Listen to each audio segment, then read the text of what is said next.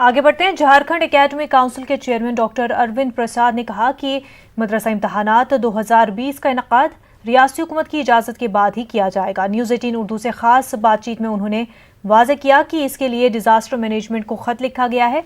साथ ही उन्होंने इस साल से आलिम फाजिल दर्जे के इम्तहानात के इनकाद से इनकार कर दिया है। काउंसिल के चेयरमैन ने कहा कि वस्तानिया ता मौलवी दर्जे तक के इम्तहानात का ही इनकाद किया जाएगा।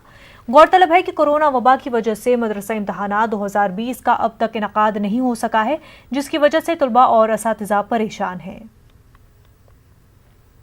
परीक्षाएं हमारी लंबित हैं।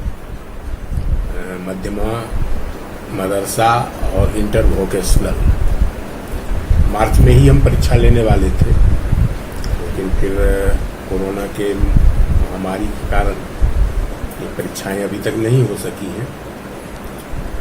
वो प्रयास कर रहे हैं, राज्य सरकार से अनुमति मिलते ही हम इन परीक्षाओं का आयोजन करेंगे। हमारी सारी तैयारी पूरी है। जब तक आपदा प्रबंधन विभाग की अनुमति नहीं मिलती है, तब तक ये परीक्षा कैसे होगी।